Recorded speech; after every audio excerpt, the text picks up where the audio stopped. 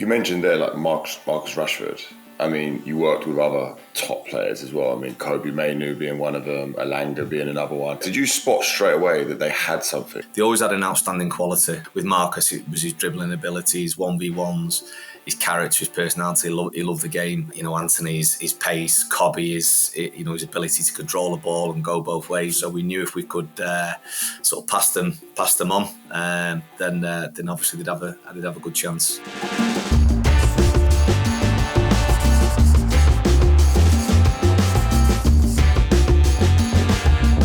Hi and welcome to this episode of Coaching Session. Today we are joined by none other than Neil Harris.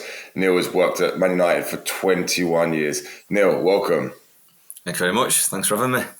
Yeah, no, we're delighted to have you on today. Look, 21 years at United is a really long time and you're not that old, right? So tell me, how did it start? Like what age were you when you started at United? I don't know. I think the HD quality is showing the grey in the beard there a little bit more. But yeah, so I was 22, 23 years old. I was just helping out my son's grassroots team whilst out injured. And I was approached by a scout who'd been scouting the players, who'd just come to watch the game. And unbeknownst to me, they'd been sort of doing the due diligence on me and been to a couple of training sessions without me knowing. And then they offered me a position there. So I was 22, 23. And yeah, you know, you look at it now, how young that is in the game. What age group did you start with then? Because I mean, if you're only 22, 23, you know, surely they're not putting you straight in with the 16s. What age group are you working with? Yeah, so I came in originally doing working at the Cliff with the development centre. So Rennie Meulenstein came in at the same time, and so it was great to work under Rennie. And obviously we were doing a lot of curver stuff back then that obviously evolved a little bit. So I came in doing the under 8s. I go with like the under 9s on a Sunday maybe. I also worked at, it was called like a development centre now, not too sure, like a pre-academy hub now in Stockport. So I had that as well. So I had sort of like 2 or 3 different things I was doing. Probably within about a year, I then went over to Carrington quite quickly and was then doing the under 11s. I remember when I moved up to 12 because it was with Marcus's group, Marcus Rashford's group. So then did 12s, did that for a few years. And then sort of mainly stuck around the 13s, 14s, but would do sort of 16s on a Monday night. So yeah, so I had a great range really, literally from 8 all the way through to 16s. You mentioned there like Marcus Rashford. I mean, you worked with other top players as well. I mean, Kobbie Mainoo being one of them, Elanga being another one. When you worked with these players, did you spot straight away that they had something, that they were going to go on to play for the Premier League, play in the Premier League, play for United? Played for Barcelona. Did you spot that straight away? I don't think you can predict that. And obviously Scott McTominay in there as well, who's, you know, unbelievable, done so well. But I would say just to use sort of Scott and Marcus, they always had an outstanding quality. So you had something to sort of refer back to. So with Marcus, it was his dribbling abilities, 1v1s, his character, his personality. He loved the game. Scott was obviously very diminutive and a late maturer in terms of his growth and maturation.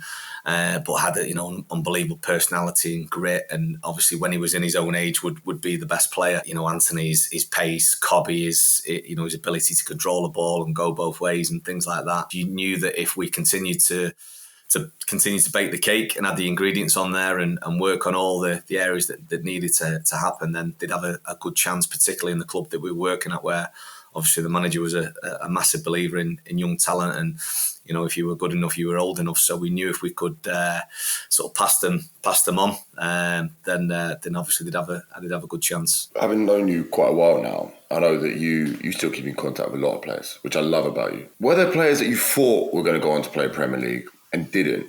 And what happened to those along the way? Was there something that happened, or was it just different circumstances for each player? Actually, it sounds probably like a cop-out answer, but I don't think there was anybody really that dropped off significantly, which I think sort of does give you the picture that there's maybe a couple that surprise you in terms of you know, coming a little bit later. So a James Garner, Brandon Williams, who were always good players, but you know, you look at Ben Burton Diaz, Dwight McNeil, Michael Keane, Jack Harrison, you know, these players that maybe their journey ended a little bit earlier. Josh Brownhill, captain of Burnley up to last season. You know, these players that were all very good players, but I wouldn't say there's anybody in particular that has dropped off dramatically that we thought, you know, may go on to play for the first team. So after 21 years, you've stepped away from working in an academy. Is there any part of you that misses it? I definitely missed the day-to-day contact with the players. That growth over a year, and I think again what was fortunate at our club is that we did see it as, and the wonderful staff I work with, we did see it as a long-term player development program. So we saw it as obviously working within our year, knowing what comes next. There's certain things definitely I don't miss now in terms of, or certain things that I think are creeping into academy football. And it's not all clubs, it's not throughout, but there is definitely a little bit, in my opinion, of premature professionalism now. You see certain things now. I think it's starting to look like a job a lot early for kids. You know, the first time it should look like a job is at scholarship age, because they are generally, you know, they've finished school, they're going into the club every single day, still with using education, etc. But for me, that feels like it's starting to drip in a little bit, 13, 14. It's not having a pop at coaches at all, because I'm here to have these conversations, but at times it feels more like a coach's game than a player's game now. Are we putting too many demands or too many restrictions and conditions on players at younger ages now that's not allowing it to be a player's game as opposed to a coach's game? You know, kids are at school all day and they have a timetable of where they should be, A to B at first lesson, second lesson, break, here. So they're told where they need to be every single time. I walk into some academy buildings now when I go out looking at games, and I'll see there's a thing on there and it comes in and it says 5 o'clock eat, 5:15 analysis, 5:30 sports science, athletic development, 5:45 psychology, 6 o'clock on the grass. And I'm thinking, well, they've just come from school where we don't know what day they've had. But they fell out with teachers, fell out with mates, because they're going through so many unbelievable changes in their life, let alone throwing football demands and potentially every time that they come into the club being viewed as, you know, whether they're going to be good enough or not good enough at this stage. And they come in and then they're told, you've got to be here at this time, then you've got to be here at this time, then you've got to be here at this time, and then go and play football, and people are watching and judging you straight away. So I just think we've just got to be careful as to where we're headed, and make sure that we're not doing these things because it makes us look fantastic and it feels like it's an extension of the first team or extension of the 18s and stuff. You know, and I was very fortunate coming in, you know, working under some amazing people, Tony Whelan, Paul McGuinness, Brian McClare, Les Kershaw, you know, and not necessarily coach is king, because that sounds like a real arrogance thing and tries to look like I'm saying that MDT teams aren't important, because they really, really are. But as a coach, we would decide, he needs a little bit arm around his shoulder. He needs maybe the rocket up. He might need a little bit more athletic development work, sprint work. And I think that should still be the case, is with the support of the MDT team, is that one size doesn't fit all. I might say that little Johnny or Sophie needs to maybe go and do a little bit of analysis work, because they actually really, really relate to seeing themselves on the screen. And if you can just get an iPad out and just show them the game from the weekend, if you're fortunate, again, I know I was very privileged to work in a Cat 1 with maybe potentially more equipment and facilities, but, you know, are we able to show them that, where do you think maybe you could have made that run? Okay, brilliant there. Show us, fantastic. Okay, well, tonight we're going to do a little bit of work on that. We're going to connect you with the midfielder. I want you to try and make those runs tonight. Great. And they might be a real visual learner that might work for them. I've seen a lot of players down the years, and maybe some of those professionals that you've just mentioned there, if we sat them in a room for 25 minutes, 30 minutes doing analysis, it's just, they're not taking anything in. I just think that we've just got to be careful that we're not making it a job too soon. If you had a 12-year-old boy or girl that's clearly got talent and is playing grassroots football, would you encourage them to go into the academy, or would you hold them back a little bit until they reach the age of maybe 16, until they're at the scholarship age? Having lads myself and stuff who didn't really touch the academy process, and I didn't really push them towards it, the answer would probably would be no. However, what I would say is that if you've got good people around you who can say to you, you know what, your son's got a little bit of talent. Actually, he's got a real outstanding quality in this. He looks like he's got a good head on his shoulders, or her. Obviously, I taught because of mainly the boys' academy. I think potentially a Cat 1 would suit him, you know, in terms of the demands and things. And then at the same time, somebody say, well, you know, he's probably around the Cat 2, Cat 3 anyway, or Cat 3. You know, not too sure. This isn't, again, some wonderful Cat 3s going about. I do think that there's enough people out there that if you are good enough, then you will get spotted at whatever age. It's just whether, if you are a really talented player, are you having those challenges in order to get you over to the line, or that best v best environment, or is it a little bit too easy for you? So if you're a Kobbie Mainoo versus a kid who's maybe sounds horrible, but bottom three in the group. Well, okay, there may be a little bit conversations here with the bottom three as to, actually, you might be best going back and playing a bit of grassroots football for a year, get your love of the game back. When they drop down, their expectations then on that player is to be the top 1 or 2 or 3 in the group.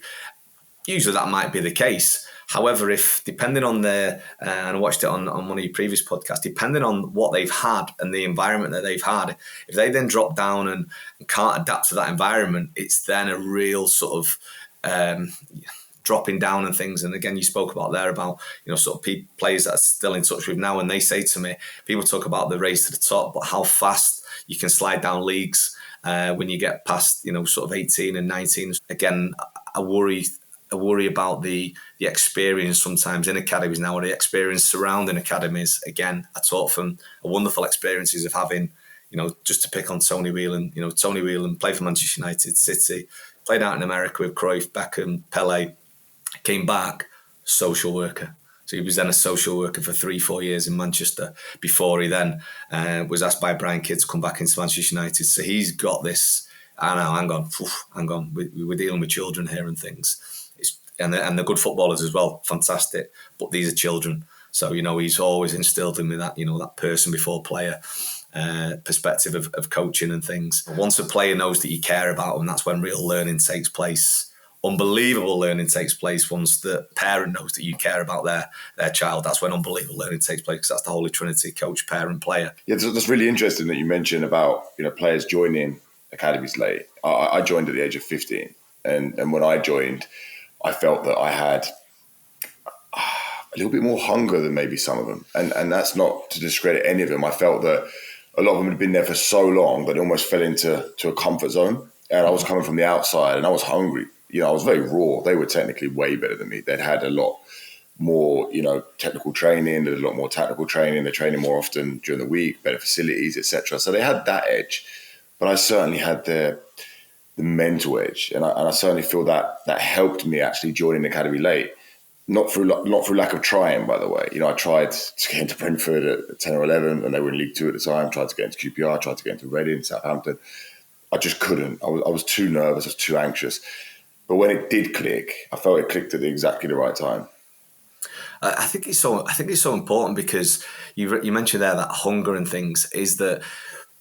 For me, yes, okay. So if you've been in the system from 8 years old, then yes, you probably your technical ability may be a little bit smoother, maybe a little bit crisper. But going back to what I said before about, did they have an outstanding quality? So I can imagine, big man, you were decent in the air. You could go and attack a ball. You were aggressive and things. They're outstanding qualities. And then there's other things that you can add to your game. And I'm a massive believer is again. All the best coaches are thieves. Is that there was a statement that said can you be the best at the things that require no talent? So turning up on time, getting gear in, being the hardest worker in training, being the hardest just off the pitch in terms of the way you carry yourself and things like that. So I do think I agree that coming in late just gives you a little bit more of a dynamic, and also I think it gives a little bit of a siege mentality as well. And again, that's the skill of the coach is to understand that and to actually use that as a real positive. So I've done that with players your age who've come into the academy and sort of pulled them to one side and sort of, without being horrible, but just give them a little bit like, listen, they don't want you here, do they really? You're coming in, you're coming into their little group, so just go and be you. Just go and be you. Go and, not in a horrible way, but go and get in the faces, go and get on the ball, do what you do best, do the reason why we brought you in and things. And I think also is, I used to say about when trialists came in, his kids aren't daft. You could tell straight away if a player was decent enough, because one or two of your best players would pass to them. One of the two players would involve them in the session and things. And, without, again, sounding horrible, you'd also know the flip side is if maybe a trialist wasn't at the level very quickly within the first session. I speak to coaches now as part of the coach education stuff and things, and they'll tell me stuff and they'll say, yeah, but he can't do that. And I'm like, okay, but what can he do? Because why is he in the building? Particularly in academies. We've signed him for 2 years. That's on us. What's he really good at? What was he really good at? Why has he dropped off on that now? Okay, well, let's work on this. what areas does he need to work on? Brilliant. I'll just tell you a dead quick story. I was doing a coach education over in Romania for local coaches, Romania and Bulgaria. I did a thing at the end and I put up a graphic of overhead goals, volleys, top 10, 20 volleys and stuff like that. And I watched the room as they did it, and just the smiles on the faces and things like that. Again, the translator earned the money that day because they were translating me doing this. And I said to him, how did it make you feel? And he was like, wow, awesome, amazing, all this, that and stuff. And I just said to him, when was the last time you did it in your session? When was the last time you did volleys in your session? And not one person put their hand up. And it wasn't to dig them out, because I'd maybe have to have a little think about what I did. But I'm like, but these moments that make us feel wow and amazing, and it's the best parts of the game, a goal going in off the crossbar and things and stuff. Well, when was the last time we did that in a session? And that goes back to that, if we're asking players to do certain things, are we supplying them with individual stuff within the session that allows them to do it, or are we just putting on a session that makes us look fantastic as a coach? If you're putting on a session for yourself or for an audience, get out the game, because you're being detriment to the game. Those sessions, every single session that you do has to be for those players on the pitch that you're working for. So when you first walked into United, you walked into the Man United under the Fergie era, which was just obviously phenomenal. How did you see it change over the 2 decades that you were there? Yeah, unbelievable. I know it sounds really really funny to say it now, maybe, but myself and Stuart Lester, the coach who I used to work with at United, a good friend of mine, we literally used to look and see where the Champions League final was that year. That's how, because we got to 3 finals in 4 years and stuff. I think just the majority of staff, I said that the sheer number of staff. So I think when I started at United, there was 4 full-time coaches, up to 8 under-18s. That would have been Paul McGuinness, Tony Whelan, Eamon Mulvey, and somebody else maybe. Well, Jim Ryan, if you could class him as a coach as such, he was very sort of coach mentoring, Mark Dempsey and things. Maybe 4 or 5 coaches. Obviously now there's one at every age group, plus MDT teams. In terms of the coaching, I think what was amazing, again, I spoke about those people that I came under, was they just let you get on with it. They let you make mistakes yourself as a young coach. Obviously, make sure that the mistakes that you were making weren't to the detriment of the players. But they'd 100%, give you little tidbits. I've always remembered, this might be a good one for coaches out there that I've passed on. So Tony Whelan, I remember very early on I was doing a demonstration, and believe it or not, there'll be a lot of people who watch this podcast who won't believe it, but I did a really good demo, and I switched the ball out to the wing, and it was a really good demo. And then as for some, again, a young coach was like, right, okay, give me it again, I'll show you again. And Tony kept saying with that big arm, get out. And his thing to me was, if you do a good demo, get out. If you do a bad demo, you stay until you get it, because it's the last thing that they'll remember and stuff. And that's when you can have the laugh and the banter with the kids and stuff, and things like, and you step out and stuff. But again, making sure it's not done with arrogance and stuff. The players know you. Coaching from the sidelines, Sundays, we're an extension of the training week. Sit down, relax, enjoy, have a laugh, have a fun, which obviously maybe why, going back to what I said, why I got brought in, really, because I got that. I would say that changed a little bit, and I welcome that at times, that you could give feedback and you could, talk to players. I do watch sidelines now and listen, guilty of it at times, 1,000,000%. But I do watch a lot of sidelines now, and a lot of sidelines is a lot of information, a lot of coaching from the sideline, sort of every ball and things. It can be 2-3 members of staff and stuff. At United, we'd have a syllabus maybe where we took at, so we'd say, well, what maybe an under-13 player, what will we look for him to be able to do by the end of the season? And if it's not a problem, but we'll have those messages with the next coach that we're passing to and things. So you'd have a syllabus, but that would be a player syllabus, not a playing syllabus. So that would be can he bring the ball down off his chest? Can he bring the ball down off his thigh? Can he punch past 15, 30 yards? Can he ball strike with laces? Can he play off 2 feet? So real simple things. And I'm talking, that's the class of 92 player syllabus. That's the Darren Fletcher, Johnny Evans, Danny Welbeck one that was in between that stage. And then obviously, the players that I was fortunate to work with and things. That was what we went off, simple sessions, focusing on individuals. all the time. I think now there's maybe a little bit more structure behind it, even at academies, in terms of we're going to do this for a block of work, we're going to do this for a block of work, or there's going to be 2 blocks of work within that. So it might be playing out from the back and pressing from the front and things, and then we're going to flip in 3 weeks' time and do that. Personally, as a coach, and every coach is different, I didn't like doing that. I liked understanding what an under 13 or under 14 season looked like. So by the end of the season, as a group, were they able to, or as an individual, as a player, and then as a group, were they able to play through, play around, play over? Brilliant. Were they able to put, we say do 325 minutes, were they able to put 3 periods together? That was the challenge, because again, with children's football, I'll reiterate, children's football, sometimes you'd have a really good 2 periods, but 1 period might be a little bit messy and chaos. Brilliant. Love it. Fantastic. Because that gives us stuff to go after. We don't want perfection. Because one of the big things that I am talking about with my part of my coach at education now is observational skills. I see a lot of coaches now, and a lot of I asked to see session planners and things, and the session planners are unbelievable. Like, wow, unbelievable. And they can be on iPads, it can be on anything, similar to what we're going to share in a minute. And then I watch the session, and then I'll have a chat with them afterwards and things, and I'll say to them, and I'm like, did you spot that? And they might say, oh no, okay. Or do you think maybe at that point you could have progressed that? Okay, no. And in my mind, what's happening a little bit now is the coaches, because they've planned to the nth degree, which is fantastic, because we want planners, we want people who are planning, we want people turning up to sessions without plans, 100%. But because they've already predetermined in their head what the session looks like, by the end of it, they might be quite happy because it's looked as what they planned. For me, I would have a guided outline of what a session may look like. So maybe a technical skill, maybe a phase, and then a game at the end, certainly a game at the end. But I have an outline through experience of, okay, it may take me in this direction. Okay, what if, we go back to those badges, we always got told, what if? Okay, well, what if this happens here? What if that happens here, etc. So observational skills for me is a huge part of coaching, and we've got to make sure as part of our training of these young coaches coming through there, we're leaving enough time that we're asking them to plan sessions, we're asking them to deliver sessions, we're asking to evaluate sessions. That's 100% what's in the DNA of coaching courses now. But actually, what's the detail? Has something happened differently in your session that you didn't plan for? And were you able to spot it and adapt?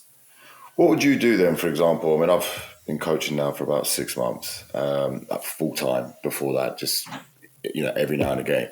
What would you do in a session that the boys aren't getting it, or the boys or girls just aren't getting it? So for whatever reason, it might be a possession drill that you've planned it out in your head, it's perfect. They're not getting it, and you spend 10, 15 minutes sticking with this drill. Would you move on, or would you go, right, let's stay until we get it? If it's an ability thing, I would say you have to strip it back. And as a coach, you would understand how to strip it back, because again, when we come onto my session, I'll talk about how you look for those real moments, and we should embrace chaos in sessions as coaches. We should embrace that. We should understand that chaos may come in, support the chaos, drive the chaos, but at the same time know when to. That's it. We're bring back. So I think you'd have to know what the strip back is. That's why a lot of my possession sessions, if we were doing a session like that, would be a natural progression from a technical practice. So the technical practice would lead into that. So the strip back might be actually going back to the technical practice and maybe challenging them something different in there that then lends itself and revisit it. At the same time, again, that's, the ego of the coach may think, well, I've got to make this work because that's what I've planned and that's what head of coaching done. So many times sessions haven't gone as I've planned.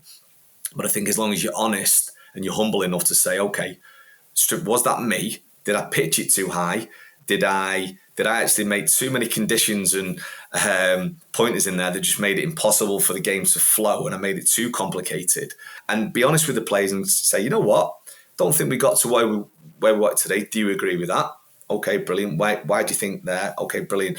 Just to let you know, we're going to revisit that. 100% we're going to revisit that. And I know I'm talking about youth development phase, but we're going to revisit that next session, or we're going to revisit that time in a couple of weeks, etc. Once we've looked at certain things. And players will love that. You know that, Steve. You played at the top level. Humility. You love that humility from a coach. You say, you know what? That's on me tonight. That was Bobbins tonight, wasn't it? Tell you what, right, okay, how can we do this? Brilliant. And that gets you in. And then you also know when you've got a session and you've got them absolutely razzing and stuff, that's when you get that you get that back as a coach, Yeah. don't you, and things and stuff, because they trust and they believe in you and that connection and things. But I think sometimes too many coaches are like, that's on them, that's not me. I watch so many games now at 18s, 21s level.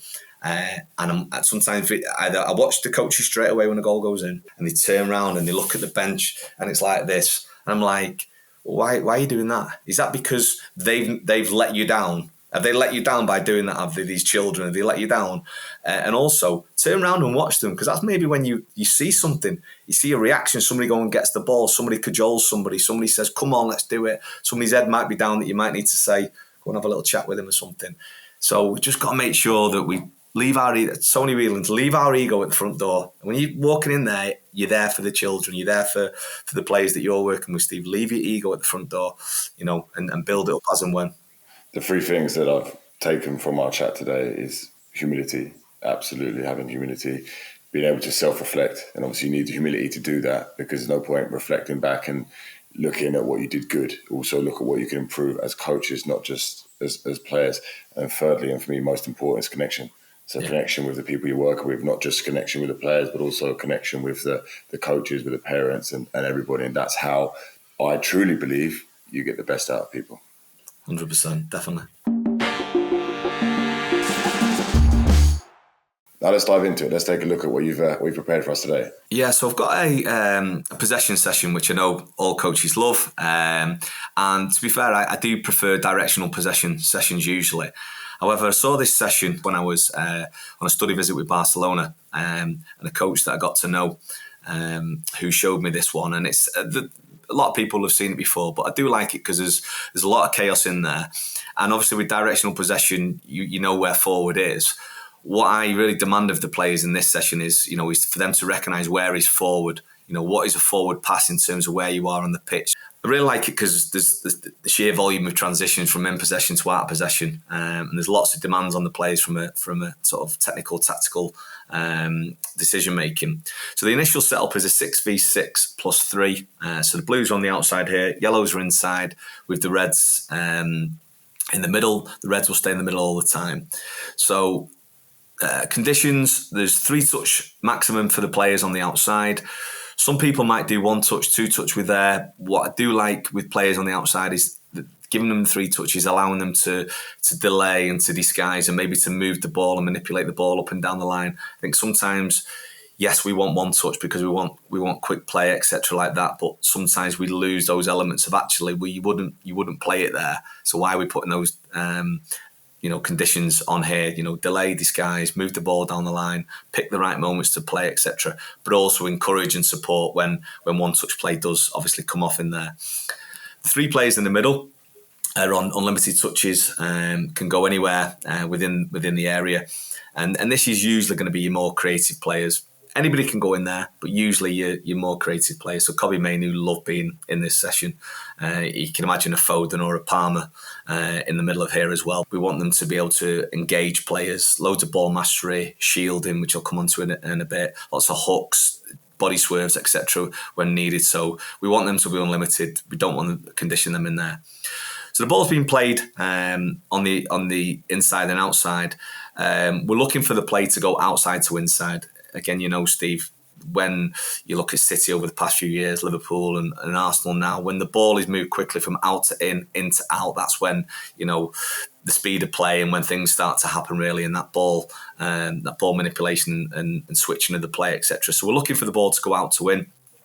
I would condition it, certainly the age group and the players that I would work with, there's no 2 passes on the outside. So the blue could play to blue there, but then he would have to play to red. So again, you're putting demands on the Reds to make sure that they're always an option, getting off the backs and sides of players, looking to receive. Again, recognising where forward is from there. You could say there's no overhead height if you're really looking to play through, playing around. For me, I wouldn't put that condition on, depending who they are, because I also want the decision makers who would actually see, well, okay, I've played through, I've played around here, everything's tight, the press is in, so you know what, I can play over. As long as it's with quality and it's not just kicking it because we're under a bit of pressure, then I would probably allow that. But some coaches, if they wanted to look at this, could also use it with an overhead height potential restriction in there. With younger players, I would say you go back to the same place every time. So again, you just give them a little bit of structure there. So the blue, who's on the ball now, he would always return to that side. The blues on the outside, they always return to there. With older players, that allow them to make that decision as to where the ball is when we've won the ball back in the middle. How can we get out to the outside? Where can we get to the outside quickly? Again, nothing changes whether you're playing under 8s or first team football. Can we make the pitches as big as possible with height, width and depth? A key detail here, so I just mentioned it here. So obviously playing in here, moving the ball out to in, as you can see there. So as the ball has been transferred there and given away to the yellows must give the ball to a red before they can go on the outside. So the key detail here is, on this example here, they've gone to the outside now, and now the blues have to come in. The key detail that I'm talking to them here is make sure we get after the defenders for their work rate. Because yes, okay, I'm probably working with the in-possession team more and all the permutations that can happen there. But as a coach, we've got to get onto the defending team here. We've got to make sure that it's game-realistic pressing when they're going for the ball, because that makes the play better. That makes us better players. I would speak to if I'm working with a team and say, well, you want him to be a better player. Well, how can we make him a better player come Saturday? Well, we need to make sure that we're working as hard as we can off the ball. The other thing I'd say to him here is do the work early in terms of getting the ball back. So can you win the ball back before you get to the, before the team gets to the outside? So if you've lost the ball back, can you win the ball back quickly? So again, we're moving it around here. So yes, keeping the ball with the Reds. So the Reds now, how can they handle the ball in transition? So the Blues are now coming in here now. Can they look after the ball? So that's where maybe a little bit of shielding comes in, maybe a little bit of combination play between themselves. Do they engage? Do they take it into a corner? Do they stay on the ball? Do they live on the ball a little bit? There's lots of things. Do they combine together? But yeah, just lots of things. Enjoy the ball, waiting for the players to come in. Again, the demands on the defenders that we place on them will make this a better session. Make it competitive. So put points on it. So, again, any level of plays that you should be doing, for me, everything should be a competition. Obviously, making sure it's not at the detriment of the quality.